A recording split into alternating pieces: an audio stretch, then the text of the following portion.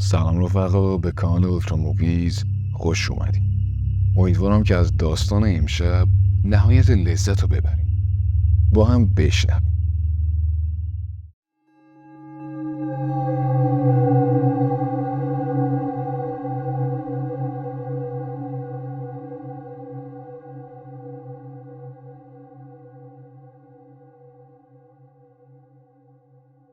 توی دفتر آقای شکویی بودم برای پروژه بستانشناسی قبرستون که یهو محسن دوستم بدون درس زدن پرید تو، فریاد کشید: آقای شکویی، مگه نگفتم به کسی این پروژه رو معرفی نکنی؟ برای چی به مسعود گفتید؟ میخوایم بلایی که سر من اومد سر اونم بیاد؟ به سمت محسن رفتم و سعی کردم آرومش کنم. گفتم: محسن جان، من خودم این کارو قبول کردم. تو از چی میترسی؟ اونجا فقط یه قبرستون قدیمیه. محسن با عصبانیت گفت: مگه ندیدی تو یه ماه بعد از اینکه اون پروژه کذایی رو قبول کردم تو شوک بودم؟ مگه نمیبینی شبا خواب ندارم؟ مگه نمیبینی مش قرص اعصاب میخورم؟ حالا برای چی میخوای بری اونجا؟ اونجا خطرناکه، وحشتناکه مسعود. میدونم که چقدر لجباز و کله‌شم، ولی تو رو خدا این کار شوخی بردار نیست. با لبخند کنارم نشوندمش و گفتم: هیچ اتفاقی قرار نیست برای من بیفته.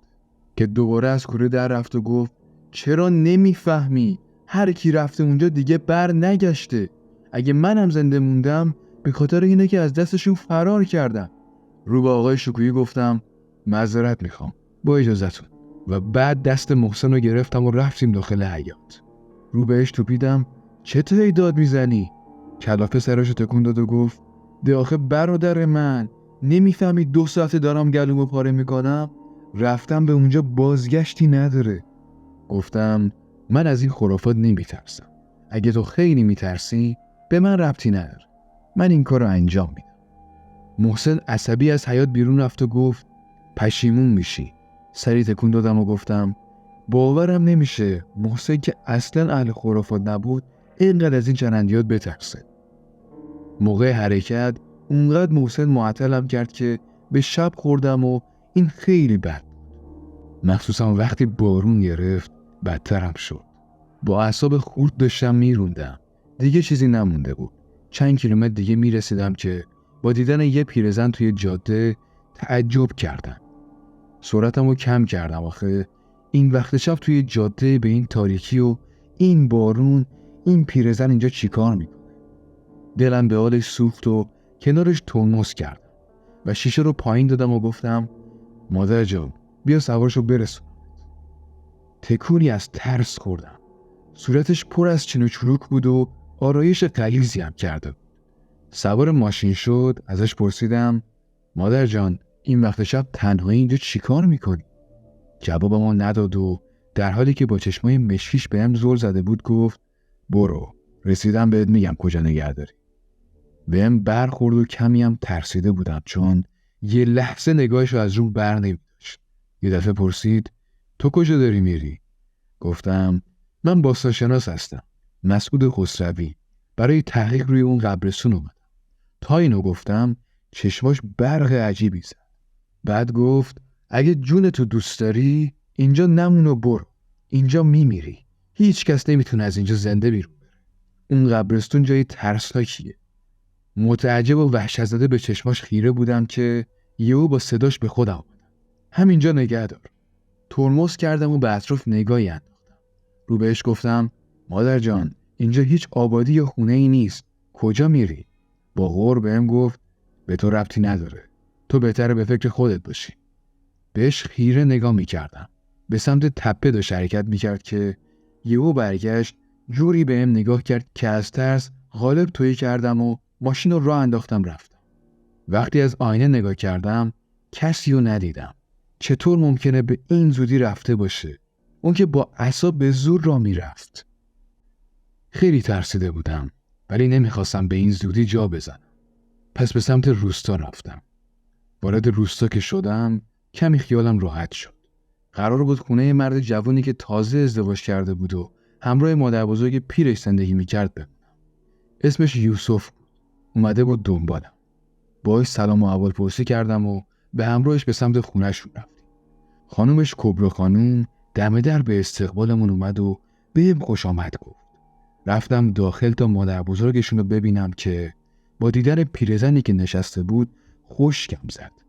عصایی که دستش بود عصای همون پیرزنی بود که کنار جاده پیاده شد، ولی هیچ شباهتی بین اون پیرزن و ننه جون یوسف نبود. چشمای آبی روشن داشت و صورت چروکیده، ولی اون چشماش مشکی بود. پیرزن که دید خیره به عصاش نگاه میکنم، اونو زیر تشک جا داد و با اخم بهم خیره شد. به خودم اومدم و سلام کردم. حرفی نزد و فقط با نگاه مرموزی بهم خیره شد. آب دهنمو به زور قورت دادم. یوسف با شرمندگی نگاهم کرد و گفت راستش ننه جون زیاد اهل حرف زدن نیست.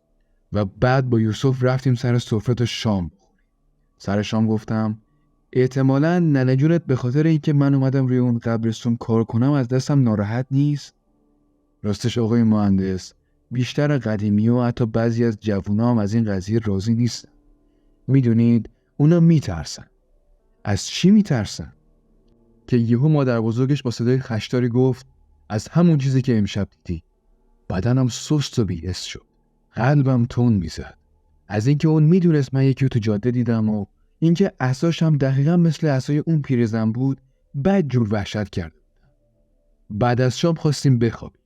نیم ساعتی از خوابم نگذشته بود که با صدای بیدار شدم. در اتاقی که توش بودم باز شده بود. با دیدن اون نفسم حبس شد. ننه جون روی تشک نشسته بود و عصاش تو دستش بود. سرشو بلند کرد که از ترس مو به تنم سیاه شد. همون پیرزن بود. مطمئن بودم. با صدای دورگه‌ای گفت بهت هشدار دادم ولی گوش نکردی. تو میمیری. و بعد خنده شیطانی سر داد و از شدت ترس بیهوش شدم. صبح که بیدار شدم همه چیز آروم بود. سر صبحونه ننه جون رو دیدم که با لبخند مرموزی بهم زل زده که با صدای یوسف به خودم اومدم. آقای مهندس امروز بریم قبرستون؟ گفتم آره باید زودتر کنم و شروع کن. بعد صبحونه همراه یوسف به سمت قبرستون با ماشین حرکت کرد. خیلی از روستا دور بود. وقتی اونجایی که گفت نگه داشتم ترس کل وجودم رو گرفت. این تپه همون جایی بود که اون پیرزن پیاده شد. یعنی اون شب داشت میومد تو این قبرستون، اونم اینجا که همه ازش میترسن. با استرس پیاده شدم و به سمت قبرستون رفتیم. هوا مه داشت و نور خورشید و ابرو پوشونده بود و همین باعث میشد قبرستون خوفناک‌تر بشه. یوسف گفت آقای مهندس من دیگه میرم. اگه کاری داشتین زنگ بزن. دلم میخواست بگم بمون ولی میدونستم که کار داره و همین که فکر نکنه ترسیدم. گفتم دست در نکنه برو. بعد از اینکه رفت منم مشغول شدم. بیلچه رو که توی خاک فرو کردم حس کردم صدای پا اومد. سرمو بلند کردم اما کسی رو ندیدم. دوباره خواستم مشغول کار بشم که دوباره پشت سرم صدای پا شنیدم. از جام بلند شدم و به اطرافم دقیق نگاه کردم ولی کسی نبود. بعد جور ترسیده بودم و قلبم تند میزد. همش صدای پا اطرافم میشنیدم. انگار یکی داره دورم میدوه. همینطور داشتم دور خودم میچرخیدم که نگاهم به یه آدم سیاه‌پوش افتاد. با ترس سرمو برگردوندم و به اون نگاه کردم. باورم نمیشد. همون پیرزن بود اما سیاه پوشیده بود و با عصای عجیبش چند متری من ایستاده بود. صدای قهقهه شیطانیش بلند شد، مو به تنم راست کرد. از ترس میلرزیدم و نمیتونستم تکون بخورم. خنده‌اش که تموم شد، در حالی که با قدم‌های آروم به سمتم میومد، با لحن ترسناک گفت به خونه جدیدت خوش اومدی و به قبر خالی که بود اشاره کرد. توی 1 متری صورتم ایستاد و با چشمای سیاهش توی چشمام خیره شد و گفت تو میمیری. از شدت ترس پاهم سست شد و افتادم. وقتی چشمامو باز کردم یوسف رو دیدم که با نگرانی بهم خیره بود. یوسف خوشحال شد و پرسید آقای مهندس حالتون خوبه؟ خدا رو شد به هوش اومدید. نگرانتون بودم. چی شده بود؟ با یادآوری اتفاقی که برام افتاده بود لرزیدم و گفتم هیچی. پام سر خورد افتادم رو زمین. نگاهم به نگاه ننه جون یوسف افتاد که با پوزخندی بهم خیره شده. نگاهم ازش گرفتم و سعی کردم به حرفای اون پیرزن فکر نکنم. یوسف اون شب چون من حالم خوب نبود یه مهمونی گرفت و خودش شروع به خوندن کرد. همه براش دست میزدن و همراهیش میکردن. منم سعی کردم یکم از این مهمونی لذت ببرم. شب موقع خواب نمیتونستم بخوابم. میترسیدم دوباره اون پیرزن رو ببینم. ولی بعد از چند ساعت بیدار موندن از خستگی خوابم. صبح که بیدار شدم حالم بهتر بود. فکر میکردم چون دیشب خواب بدی ندیدم همه چی تموم شده. ولی اشتباه میکردم. برای اینکه خیالم راحت بشه از یوسف خواستم بیاد و کنارم بمونه. ولی اون گفت راستش آقای مهندس من کار دارم ولی به مرادعلی میگم بیاد پیشتون. قبول کردم و با مرادعلی که جوون لاغر و ساده‌ای به نظرم میرسید به سمت قبرستون حرکت کردیم. وارد قبرستون شدیم و به سمت قبری که دیروز داشتم میکندم حرکت کردم. مرادعلی روی سنگ بزرگی نشست و منم پشت بهش مشغول شدم. مرادعلی آدم ساکتی بود ولی من نمیخواستم سکوت بشه. پرسیدم مرادعلی زنگ گرفتی؟ گفت ای بابا آقای مهندس کی به من زن میده؟ گفتم چرا که نه، مگه تو چیت کمتر؟ انتظار داشتم صدای خنده‌هاشو بشنوم و جوابی بگیرم ولی صدایی نیومد. با تعجب سرمو بلند کردم و پشت سرمو نگاه کردم. مرادعلی نبود. صداش زدم مرادعلی مرادعلی ولی جوابی نشنیدم. گرمای نفسی رو پشت سرم حس کردم. با وحشت پشت سرم نگاه کردم ولی کسی نبود. نگاهم به قبر خالی که دیروز پیرزنه نشونم داد افتاد. ترس تمام وجودم رو گرفت. صدای پا میشنیدم ولی کسی رو نمیدیدم. انگار که یه ارتش نامرئی محاصرم کرده باشن. همینجور با ترس و لرز به اطراف نگاه میکردم که پیرزن رو مقابلم دیدم. همه بدنم سست و بی‌حس شد. انگار قلبم هم دیگه توان زدن نداشت. انگار میدونستم آخر خطم ولی بازم تلاش کردم تا فرار کنم. تا پشتمو بهش کردم تا در برم مرادعلی رو دیدم ولی نه اون مرادعلی قبلیو. اون با ذهن و چشمایی که ازش خون میچکید مثل زامبی به سمتم حرکت میکرد.